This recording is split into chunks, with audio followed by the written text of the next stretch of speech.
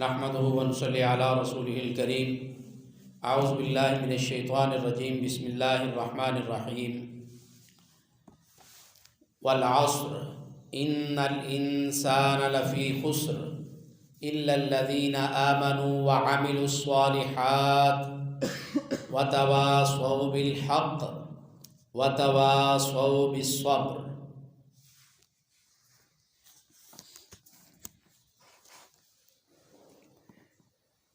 سورۃ العصر 3 آیات پر اور ایک رکوع پر مشتمل ہے۔ قرآن کریم کی ترتیب کے لحاظ سے اس کا 103 نمبر ہے، اور رسول اللہ صلی اللہ علیہ وسلم پر یہ مکہ مکرمہ میں نازل ہوئی ہے۔ نزول کے اعتبار سے اس کی ترتیب نمبر 13 ہے۔ اس صورت میں اللہ تعالیٰ نے زمانے کی قسم کھائی ہے، وقت کی قسم کھائی ہے،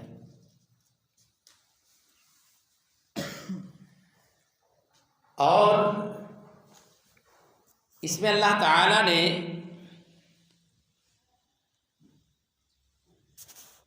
انسان کے خسارے کی قسم کھائی ہے اور اس کا تذکرہ کیا ہے۔ ہمیں اس بات کو اچھی طرح سمجھ لینا چاہیے کہ خسارہ ہے کیا، خسارہ کیا ہے۔ خسارے کا مطلب یہ ہے کہ آپ میں سے کوئی شخص اپنا مال خرچ کر کے کوئی چیز خریدتا ہے، پھر اسے فروخت کرتا ہے، اور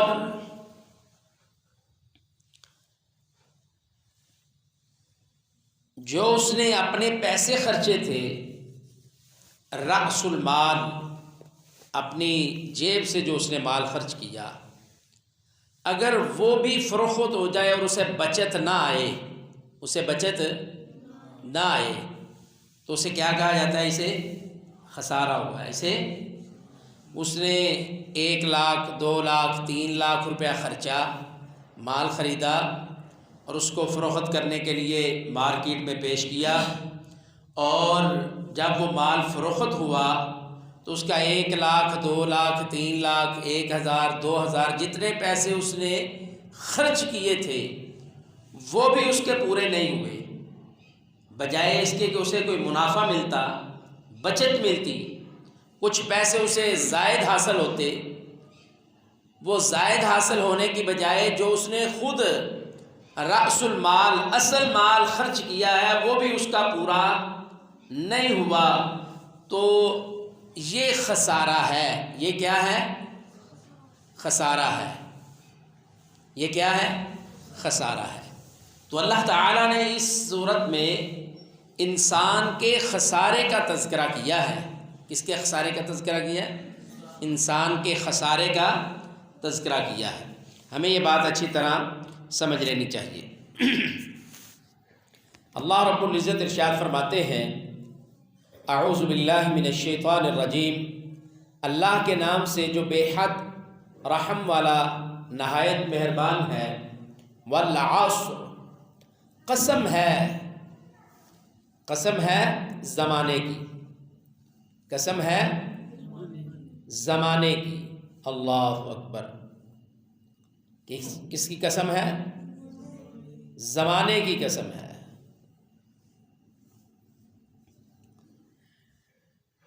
ان الانسان، کہ بے شک ہر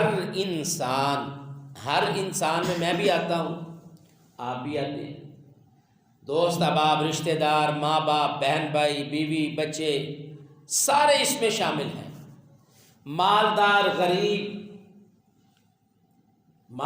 بھی، غریب بھی، بزنس مین بھی اور مزدوری کرنے والا بھی، سارے اس میں شامل ہیں، سارے اس میں شامل ہیں کہ بے شک ہر انسان لفی خسر، یقیناً گھاٹے میں ہے۔ اللہ رب العزت نے کیا کہا ہے؟ یقیناً ہر انسان گھاٹے میں ہے۔ اللہ اکبر، ہر انسان، کون؟ ہر انسان کیا ہے؟ گھاٹے میں ہے۔ آگے اللہ تعالیٰ نے مزید اس کی وضاحت کی، کہا الا الذین، مگر وہ لوگ جو آمنو، ایمان لائے، آمنو ایمان لائے، وعملوا الصالحات، اور انہوں نے کیے نیک اعمال، انہوں نے کیا کیا؟ نیک اعمال کیے۔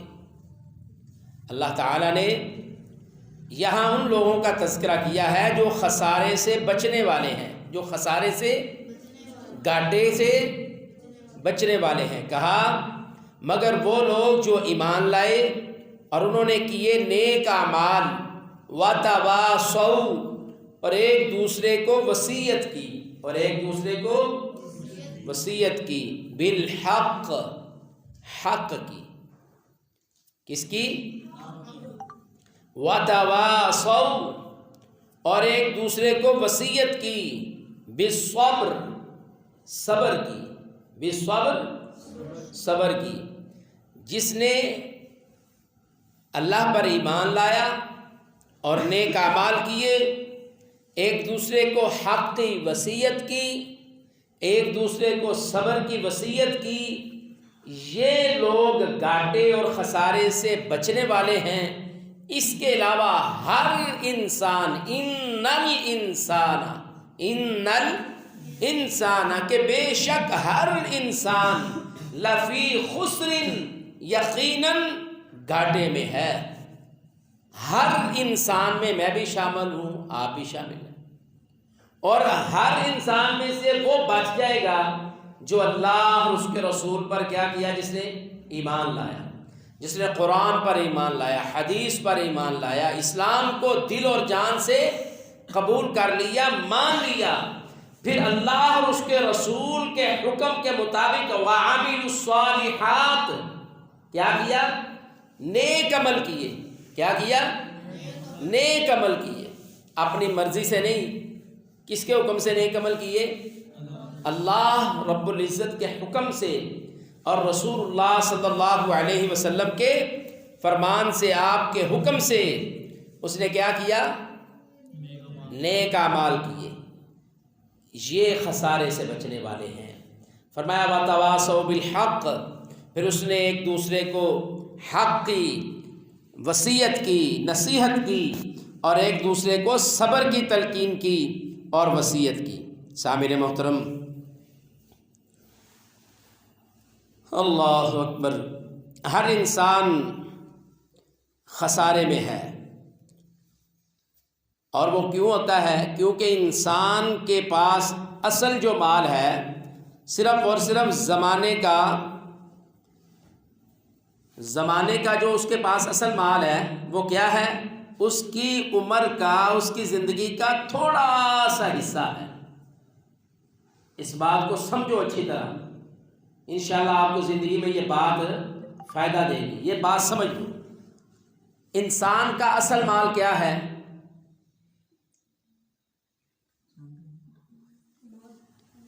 اس دنیا کے اندر جو اس کی زندگی ہے وہ کیا ہے؟ اس کا اصل مال یہ ہے اس کی زندگی۔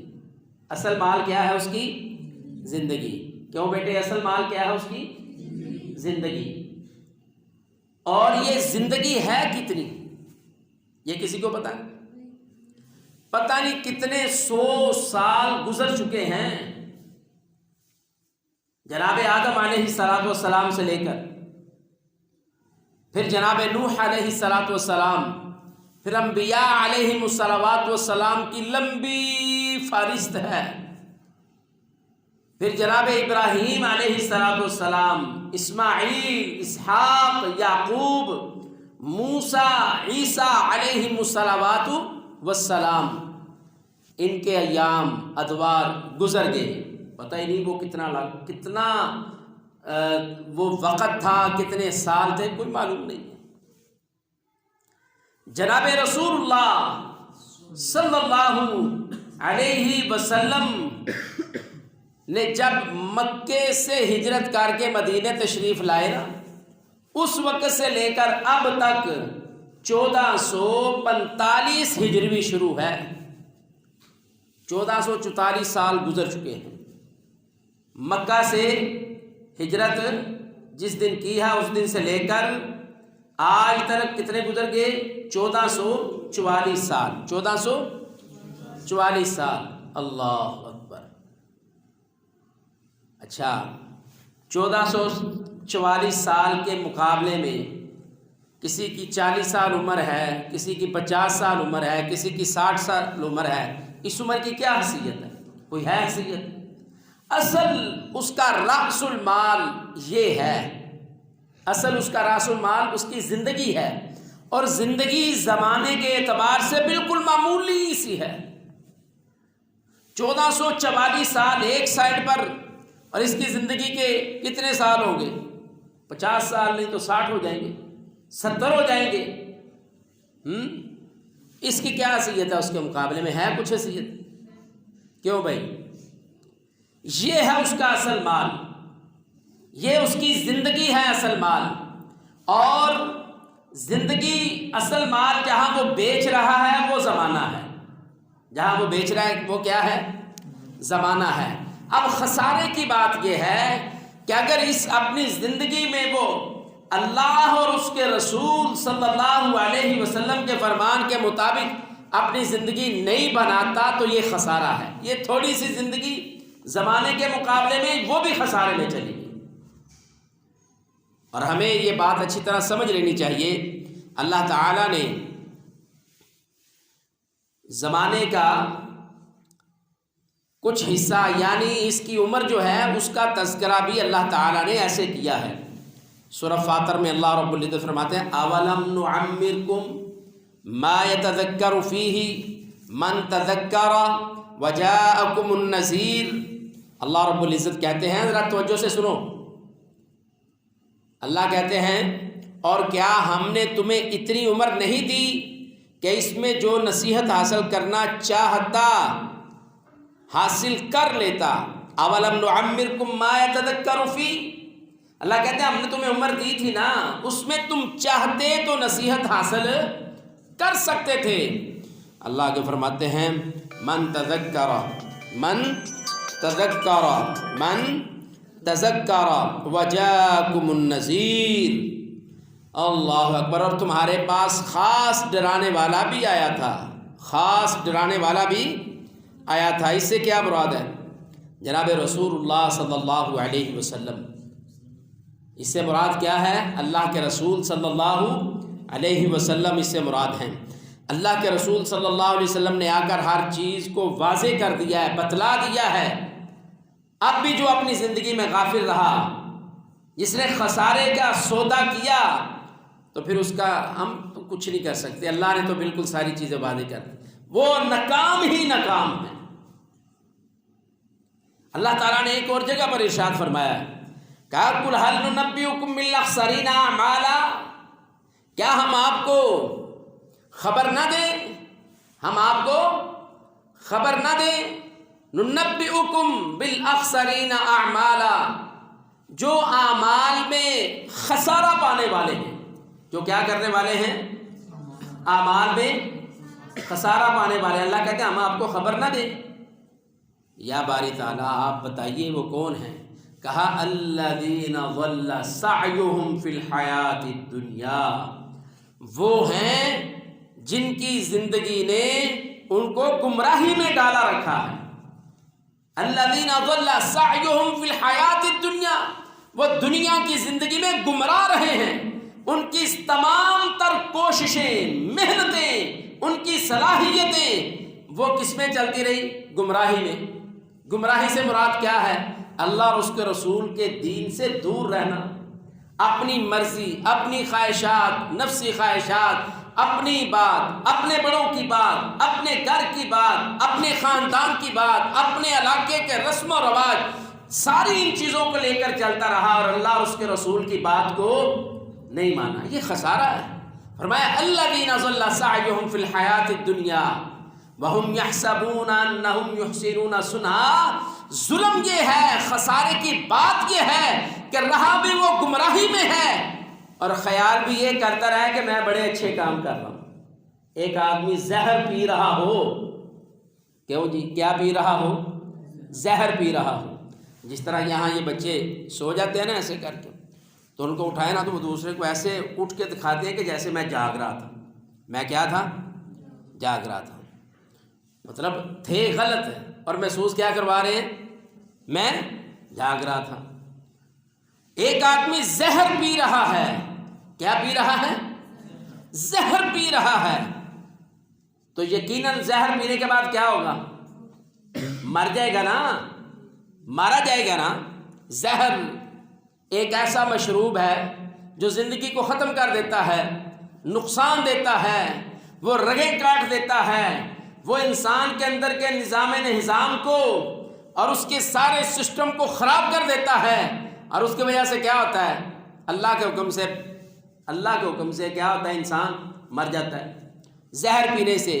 اور پیے وہ زہر اور اسے محسوس یہ ہو میں دودھ پی رہا ہوں۔ میں کیا پی رہا ہوں؟ دودھ پی رہا ہوں، شہد پی رہا ہوں، میں شربت پی رہا ہوں، میں کوئی کولڈ ڈرنک پی رہا ہوں، میں کوئی بڑی اچھی میں چھوٹے گوشت کی یخنی پی رہا ہوں۔ پی زہر رہا ہے اور سوچ یہ رہا ہے کہ میں یخنی پی رہا ہوں، کیا اس سے بچ جائے گا وہ؟ یہ ہے وَهُمْ يُحْسِنُونَ أَنَّهُمْ يُحْسِنُونَ صُنْعًا، ہے وہ گمراہ، نافرمانی پہ لگا ہوا ہے، اپنی مرضی، اپنی خواہش، اپنی مرضی، اپنا خاندان، سارے کام اپنی مرضی سے کر رہا ہے اور خیال یہ کر رہا ہے میں بڑے اچھے کام کر رہا ہوں۔ خیال کیا کرتا ہے؟ میں بڑے اچھے کام کر رہا ہوں۔ اللہ کہتا ہے یہ ہے گمراہی۔ ہم آپ کو خبر دیتے ہیں کہ خسارہ پانے والے کون ہیں، اور یہاں فرمایا ان الانسان لفی خسر، سارے کے سارے انسان گھاٹے میں ہیں، سارے کے سارے انسان گھاٹے میں ہیں۔ اللہ اکبر، اللہ اکبر، سارے کے سارے انسان کیا ہیں؟ گھاٹے میں ہیں۔ الا الذین آمنوا وعملوا الصالحات، اللہ اکبر، وہ لوگ اس گھاٹے سے بچ جائیں گے جنہوں نے اعمال، اچھے اعمال کیے، جنہوں نے کیا کیا؟ اچھے اعمال کیے، اور پھر وہ ایک دوسرے کو حق کی وصیت کرتے رہے۔ کیا کرتے رہے؟ حق کی وصیت کرتے رہے۔ اور حق کیا ہے؟ اللہ اکبر، حق کیا ہے؟ حق یہ ہے جو اللہ رب العزت نے قرآن اور حدیث کو نازل فرمایا، یہ کیا ہے؟ حق ہے۔ سچی دعوت تو یہی ہے نا، سچی دعوت یہی ہے۔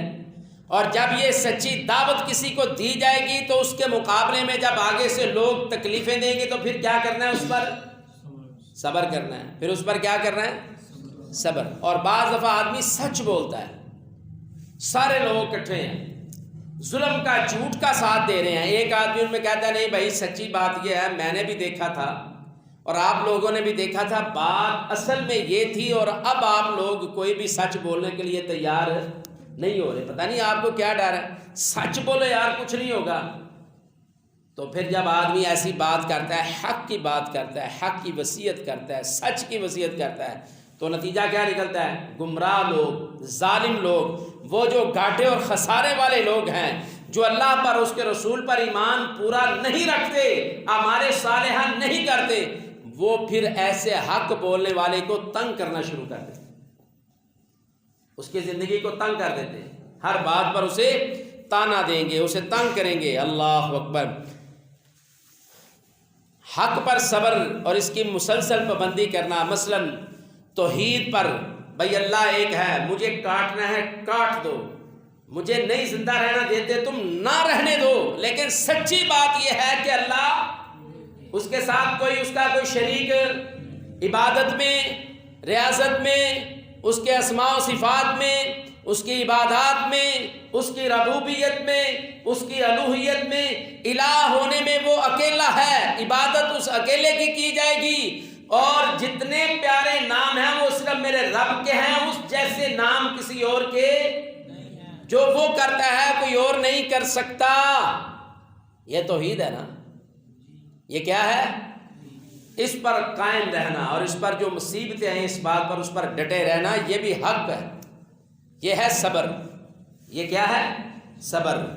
اور دوسری بات اتباع سنت، اتباع سنت، اللہ اور اس کے رسول کے حکم کے مطابق رسول اللہ صلی اللہ علیہ وسلم کی سنت پر قائم رہنا، باوجود تکلیفیں، مصیبتیں، آزمائشوں کے آنے کے۔